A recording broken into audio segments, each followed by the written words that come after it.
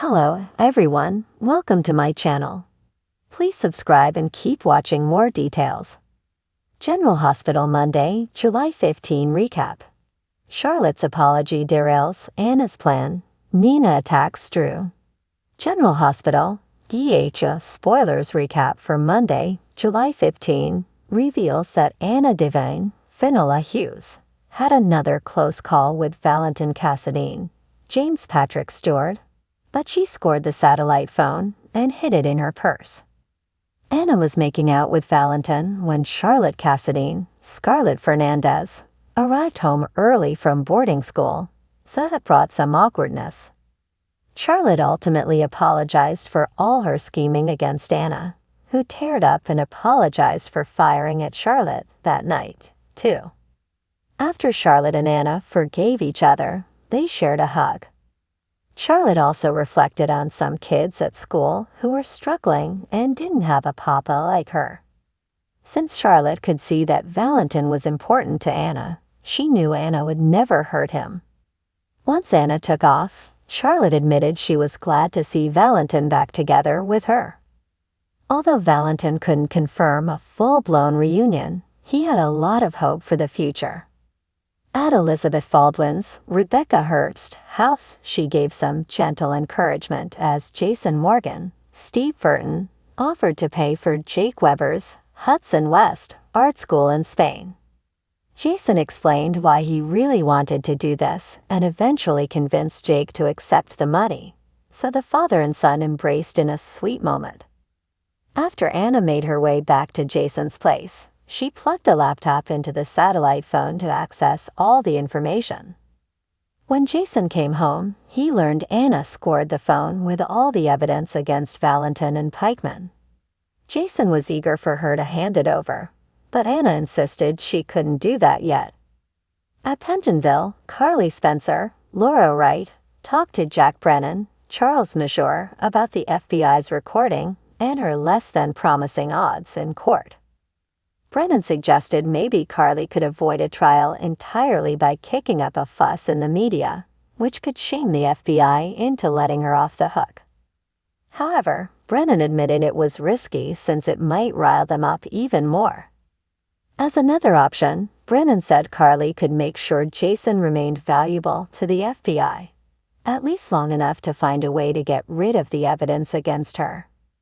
Once Carly excited, some guys wearing dark suits approached Brennan to say they were ready for him.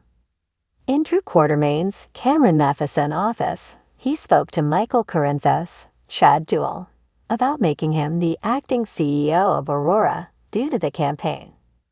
Drew was willing to fire Nina Reeves, Cynthia Watros, if Michael had a problem working with her, but Michael didn't want personal problems to get in the way of business.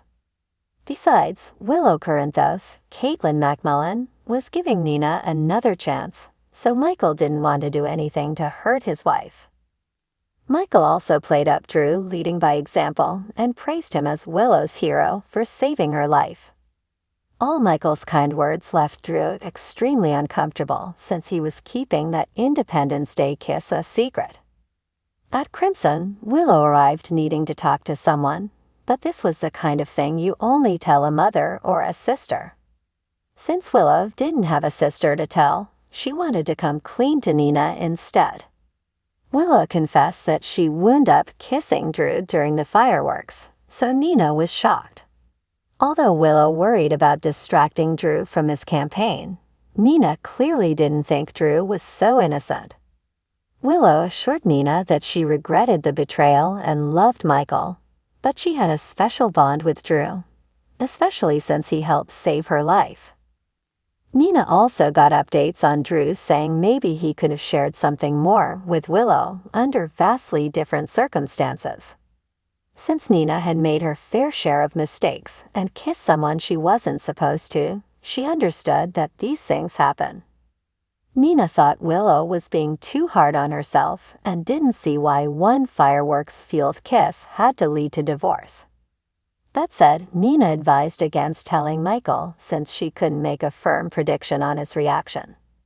After Nina urged Willow to treat the kiss as something minor and move on, Willow thanked her for listening and left. Next on Monday's Geek episode, Nina got Drew on the phone and demanded that he come to her office immediately. Once Drew showed up fuming over Nina's order, she whacked him across the face. "You son of a bitch, you kissed my daughter?" Nina exclaimed to a stunned Drew. Back with Willow, she barged in Drew's office, looking for him, and found Michael instead. Willow learned Drew stepped out for a meeting, so she took a moment to remind Michael how much she loved him. General Hospital spoilers say Willow will keep digging a bigger hole for herself, so don't miss all the troubling news ahead.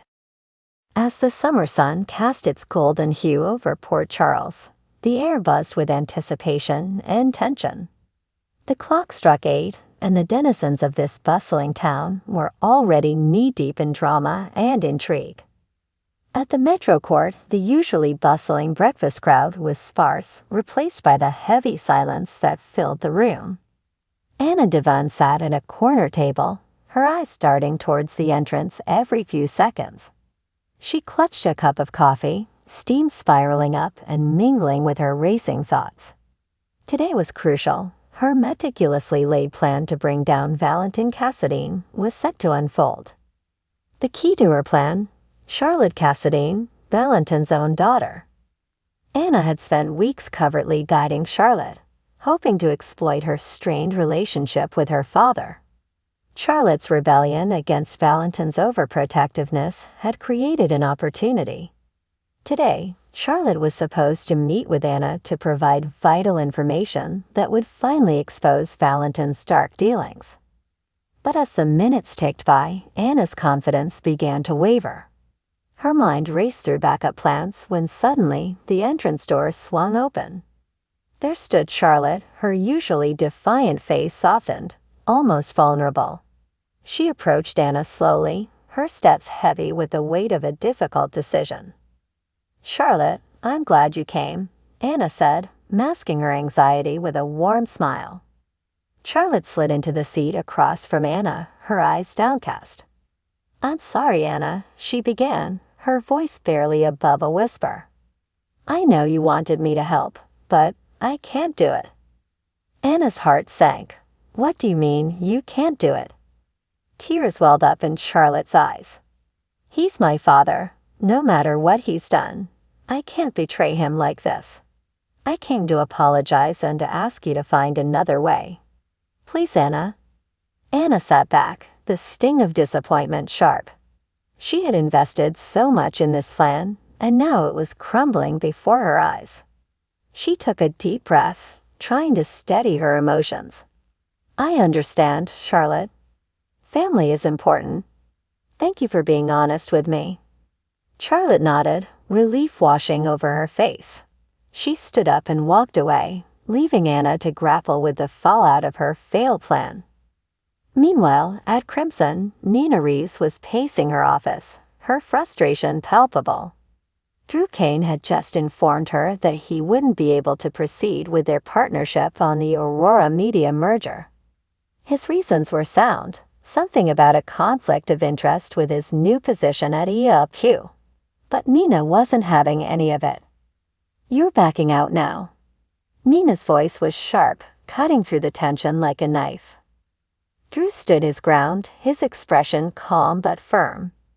"Nina, I'm sorry. This wasn't an easy decision, but it's the right one for ELQ and for me." Nina's eyes flashed with anger. "The right decision for you, maybe. But what about the promises you made? What about the plans we had?" Drew sighed, running a hand through his hair. "I understand you're upset, but this is business. Sometimes things change." Nina's temper flared. "This isn't just business to me, Drew. This is my life's work. You can't just walk away from it." Drew remained stuck. "I have to do what's best for my company and my family. I hope you can understand that." Nina's eyes narrowed. "Understand? I've heard enough. Get out." Drew opened his mouth to respond but thought better of it. He gave Nina a curt nod and left the office, leaving her seething in his wake. Back at the Metro Court, Anna's phone buzzed. It was a text from Robert Scorpio. Change of plans. Meet me at Pier 55. Anna quickly paid for her coffee and headed out, her mind already working on a new strategy. As she arrived at the pier, she found Robert waiting, a grim expression on his face. "Robert, what's going on?" Anna asked, her concern evident. Robert handed her a folder. "We've got bigger problems than we thought. Valentin is on to us. We need to regroup and figure out our next move." Anna flipped through the documents, her eyes widening. "This complicates everything." Robert nodded. "We'll figure it out, but we need to be careful. Valentin won't hesitate to strike back." As the day wore on, tensions in Port Charles only heightened. At the Quartermain mansion, Michael Corinthos was dealing with his own set of issues. Willow Tate, his fiancée, had been acting distant lately, and Michael couldn't shake the feeling that something was wrong. He found her in the garden, staring off into the distance. "Willow, is everything okay?" Michael asked gently. Willow turned to him, her eyes filled with uncertainty. "Michael, there's something I need to tell you." Back at the Metro Court, Nino was still fuming when Valentin walked in, his presence commanding attention. He approached Nina's table, a smirk playing on his lips.